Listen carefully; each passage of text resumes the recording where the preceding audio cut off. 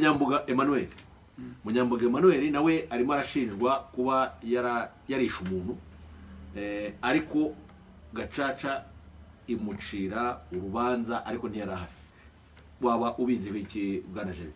Munyambuga Emmanuel twari tuziranye ko yaratuye munsi y'iwacu mu murenge wa Rwezamenyo, munsi y'umuhanda wa Kadafi. Yakoraga murabona pariko nyuma yakoze nakeka ibintu bya minwari amaze kuza, numva yarakoze.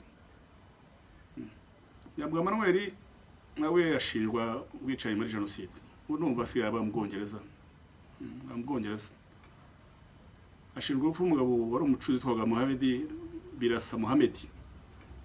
Yakora imirimo ye ahantu bita ku Gasoko murenge wa Rwezamenyo ku muhanda uri witiriwe Kadafi.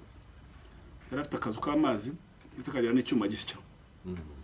Umugore nawe ndamuzi yitwa Mukamusona se yawariho ko Munyambuga Emmanuel avugwa mu gitero cy'abamwishe hamwe twaga Kamereta Dolphe, yitwa Avugiya François Avugiya Remye, warayise Mavuba. Amakuru ufite nuko bamukuyiwe aratuye munsi y'umuhanda, ku muhanda hafi y'ahantu bita Kwarekera Ikibaye. Nawe yarafite na butiki yakorana n'umuguru umuvandimwe witwa Musoni.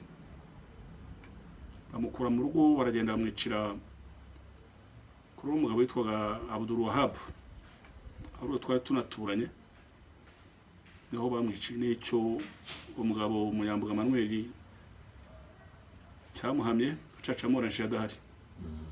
Nuko byagenze. Ubu magingo ayangaya aherereye he? Ese ubundi mbere ya jenoside yari umuntu nawe usanzwe uzi? Nsanzwe umuswe kurose na mbere n'intambara ko rugiye utangira twari tuturanye rwo twaraswana nasangiraga. Cyo gukora muri onapo nabo.